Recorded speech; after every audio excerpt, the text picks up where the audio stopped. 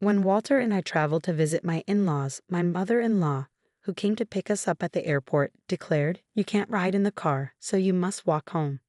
She snorted and turned up her nose. It was a 3-hour journey one way, and though I'm confident in my physical strength, this treatment was too much. I almost cried, but someone reached out to help me. In the end, it was my mother-in-law who regretted it. My name is Jennifer, and I'm 30 years old, happily married to Walter, whom I met 2 years ago in a college mountain club. Walter is handsome and popular, and when he asked me out, I wondered why he chose me. According to Walter, I move forward silently, even on the hardest routes, without complaining, and he likes that about me. Walter works for a well-known corporation and earns a high salary. We've been living happily together since our marriage, just like our student days. However, there is one thing that bothers me: Walter's frequent calls with his mother. During dinner, Walter hurried into his room with his mobile phone, apologizing. "Oh, it's a call from Mom. Sorry, I'll go talk to her." His mother calls him frequently, about once every 2 days. She seems to adore her son, and Walter is sweet to her, making me suspect he's a mama's boy. But since she raised Walter with care, I think I should value her too. However, it seems our feelings are different. It happened before our marriage when we went to greet my in-laws. Jennifer is 2 years older than my son, almost 30. My mother-in-law seemed displeased with having an older daughter-in-law and looked unhappy throughout. Father-in-law said, "It's fine, isn't it? Love conquers all." Jennifer seems reliable, and she's perfect for Walter, who has a weak side. But that seemed to displease her even more. Mother-in-law seems unable to oppose father-in-law directly, so she decided to bully me without him noticing. When she intentionally harassed me, she would open her eyes wide, snort, and twist her lips.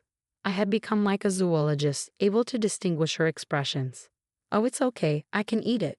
I smiled and cut off the spoiled part of the dried fruit and ate it. I had learned survival skills in the mountain club. Eat what you can of the food. Father-in-law and Walter laughed, but I didn't miss her brief, sharp look and click of her tongue. There were other instances, like when she said, "Look, I went to Italy last week and bought souvenirs," and pulled out a high-quality branded tie for Walter. For me, it was a flimsy t-shirt with a fake-looking logo, obviously a knockoff brand. "Come on, try on the tie, Jennifer. You try on the shirt too," she insisted. At that moment, her face showed that familiar expression, and I realized it was another harassment. "Oh no, I can't wear a tie with casual clothes. I'm not up for it right now either." I forced a smile to keep the atmosphere light, but inside I was fed up. Afterward, I only used that t-shirt for things like weeding in the summer or as a joke to show my friends in photos. I really hate even looking at it. These harassments were subtle enough that only I would recognize them as such, and when I told Walter, he would just say, "Mom's a bit quirky, so forgive her." However, the malice I felt little by little gradually wore me down. The town where we live is about an hour's drive from my in-laws, and the fact that we could easily visit them if we wanted to was also a source of gloom. Then one day, Walter dropped the sudden news. "Jennifer, I'm sorry for the sudden news, but I've been transferred. It starts next month, so please prepare." Walter's sudden transfer was decided. Walter apologized, but secretly, I was relieved to have an excuse to distance ourselves from my in-laws. Plus, the new location was very close to my parents' home, so it felt like moving from away to home. "Got it, leave the preparations to me. I'll ask my family for help too," I said, happily proceeding with the preparations. Now I could finally get away from my mother-in-law's petty harassment. I was anxious about our new life, but 80% of my heart was occupied by the feeling of liberation from her. The move was completed, and I thought I could finally distance myself from her. But then, "Hello, Jennifer. Where have you been?" without answering the phone. "You're not neglecting my son while hanging out at your parents' house again, are you?" It was another call from her. I wanted to sigh heavily, but I held back and replied, "I'm sorry I couldn't answer the phone earlier. I was in line at the checkout. Walter might be tired in this unfamiliar environment, so I want to support him with nutritious meals." Mother-in-law's calls started coming every 2 days. Although we saw each other less, we talked more.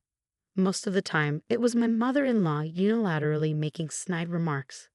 My son is sensitive, but I wonder if someone with as thick skin as Jennifer can understand him. My son's high school girlfriend was a delicate and fragile girl, but his taste has changed quite a bit, hasn't it?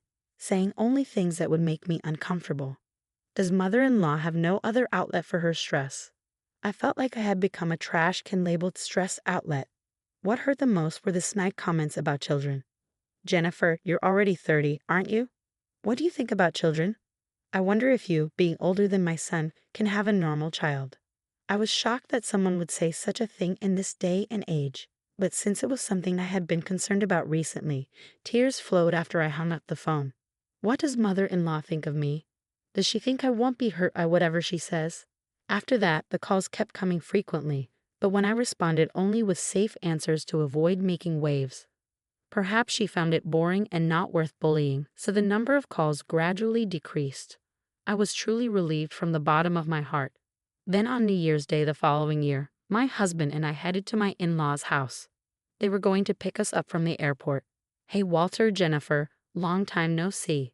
Father-in-law waved and greeted us. I was honestly dreading seeing my mother-in-law, but father-in-law's friendliness was a relief. Happy New Year, Mom and Dad, Walter exclaimed. Happy New Year to you both. I chimed in. Happy New Year. I'm glad you came, father-in-law replied warmly, but mother-in-law didn't even look at me. Perhaps she was angry about my cold response to her frequent calls. It was an awkward relationship, and I was thinking about how to get through this situation. You must be tired from the journey. Shall we take a break at the airport cafe? Father-in-law cheerfully suggested, seemingly unaware of the tense atmosphere between mother-in-law and me. Oh, that's a good idea. Wasn't there a cafe on the second floor? Walter responded cheerfully, and we moved to a cafe inside the airport. Should I drive back? Mother-in-law asked. No, I'm still an active driver, Walter replied. While the men were chatting away, mother-in-law and I were silent. Excuse me, I'm going to the restroom, I said after ordering and got up from my seat. Oh, maybe I'll go too, mother-in-law said, standing up to follow me. I had a bad feeling about this. Just as the entrance to the women's restroom came into view, mother-in-law, walking behind me, said, You can't ride in the car, so why don't we walk back? Not understanding what she meant, I turned to look at mother-in-law, and there was that expression again. We're going back as a family of 3. You're a stranger, aren't you? I couldn't believe my ears. Walk back from here to my in-laws' house? How far could that be? And calling her son's wife a stranger. While I was frozen in shock, mother-in-law continued to throw words at me. I was kind enough to call you frequently, but unlike Walter, you only respond coldly. Living near your parents' house has gotten to your head. I don't want to think of you as my daughter-in-law. You're a stranger, a stranger. Mother-in-law's voice was getting louder. I was shocked, but I didn't want to argue in public, so I answered in a small voice, Yes, I understand. I didn't feel like going back to where Walter and father-in-law were, so I headed to the airport exit, plodding along. Even though she told me to walk back, this was an airport, there must be taxis and buses. I could go as far as I could and walk from there. But more than that, what face should I make when I safely arrive at my in-laws' house by walking? How should I spend a few days in my stay? That weighed more heavily on my mind. For now, I searched on my mobile phone for transportation to my in-laws' house. There was a bus leaving in just 10 minutes, but that bus wouldn't go near my in-laws' house. So from there, it seemed I would have to walk. It might take about 3 hours in total. 3 hours. I can walk that with my legs trained in mountain climbing. It's not impossible, but there's a difference between walking for mountain climbing and walking because I'm not allowed in the car due to harassment. Tears welled up in my eyes. Wasn't it my fault? If I had been pleasant on the phone, even after being told such things, would this have happened? As I was walking along, lost in thought, I was suddenly tapped on the shoulder from behind. Jennifer, why are you walking here? Father-in-law's voice broke through my thoughts. Didn't my wife say something to you at the entrance to the restroom? I was going to the restroom too, and I saw you and my wife talking, and then you started to go somewhere, so I followed you. Looking at father-in-law's kind face, the tears that had been welling up in my eyes overflowed and ran down my cheeks. Jennifer, what on earth happened? Father-in-law's concern was evident, and I decided to tell him the truth. I told father-in-law exactly what mother-in-law had said, and he became angrier than I had ever seen him. Oh dear, did she say that to my son's wife? Then he said something I never expected. "I'll walk with you, Jennifer." With that, father-in-law stood in front of me and started walking. Father-in-law, don't worry, I enjoy mountain climbing and I used to climb a lot with Walter when he was little. A 3-hour one-way walk is nothing. Indeed, father-in-law's stride was firm, not what you'd expect from a 62-year-old. Come on, let's go. We didn't tell Walter we were leaving. Is that okay? I finally remembered that, in my shock at mother-in-law's words, I had just left. Walter will be fine. She'll probably talk him into waiting. I'll contact him. With that, father-in-law took out his mobile phone. It seems he was texting mother-in-law. He told her he was walking back with me and that the car keys were in his bag. As we waited for the bus, father-in-law's mobile phone rang. Father-in-law answered, his voice filled with restrained anger. It must have been mother-in-law on the other end. "I heard what you said to Jennifer. If you're going to say that, I won't ride in the car either." I could hear mother-in-law's panicked voice shouting from the other end. "That's not it. She said she wanted to walk for exercise." How brazen. I was more dumbfounded than angry. "We'll talk when we get home." Father-in-law hung up and shoved his mobile phone into his pocket. Perhaps because father-in-law's mobile phone was unreachable, mine started ringing next. It's definitely mother-in-law, father-in-law, and I looked at each other. What does she want now? To tell us to ride in the car? I'm definitely not answering. I decided to ignore it too. Father-in-law and I silently boarded the bus and continued to walk after getting off. This way is a shortcut. There's a slope here for a while, but let's do our best. Father-in-law occasionally gave advice, making it feel like we were mountain climbing together. However, I hadn't planned on walking so much today and was wearing regular boots. Father-in-law was wearing leather shoes. Won't walking for a long time in those shoes hurt your feet? I asked once. Father-in-law glanced at my feet and squinted. I guess we're in the same boat. Making a woman walk such a long distance in those shoes. I can't believe her. Father-in-law sighed. We both thought of calling a taxi, but neither of us mentioned it, intending to spite mother-in-law. But Jennifer, you're strong. Walking such a long distance without complaining. Walter must have been attracted to that quality in you, father-in-law remarked, making me feel a little happy. Afterward, we continued to walk, buying drinks from vending machines in a grocery store to stay hydrated. About 3 hours later, as the sun began to set, we finally arrived at my in-laws' house. Their car was parked in front of the house. Mother-in-law and Walter must be home. We're back, father-in-law announced as he opened the front door. Walter rushed over, concerned. Jennifer, I was worried. What happened? Why did you suddenly decide to walk back for exercise? Did you hear that from Mom? That's not it. Mom told Jennifer to walk back, father-in-law explained, looking understandably tired as he sat down on a chair near the entrance. Mother-in-law, who had come out of the living room, was pale and gaping. No, that's not it. It's not.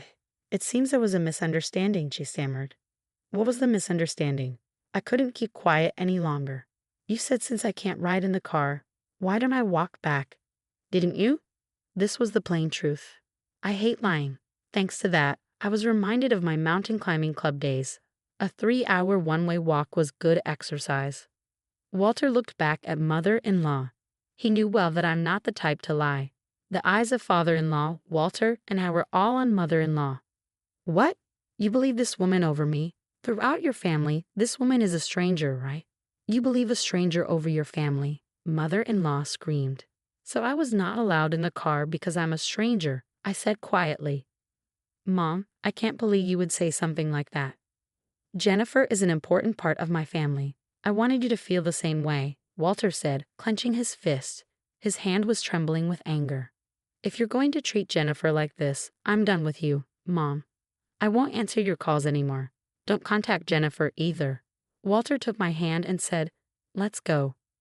Walter, wait, mother-in-law pleaded, but Walter slammed the door and without looking back, took my hand and started walking. A year later. Hey Jennifer, Walter over here. You can see the view really well, father-in-law called out as we were mountain climbing together. Walter received a transfer order 6 months later, and we moved back to our previous home. After the incident at the New Year celebration, father-in-law decided to divorce and moved alone near our house. Climbing together on weekends had become a regular thing. Shall we have lunch here at the summit? Walter suggested eagerly, and we began preparing our meal. While working, father-in-law started talking. Mom went on a spending spree after the divorce. Even though the property division was done properly, it seems she's already in financial trouble. She might have been lonely. The divorce was tough with all the crying and screaming, father-in-law explained. Putting some distance between us now is probably best for both of us. She should expand her world too, otherwise she's the type to take out her stress on those close to her, he added. I listened silently to their conversation. I'll cherish my own world so I don't have to take out my stress on others, I resolved, looking at the view from the mountain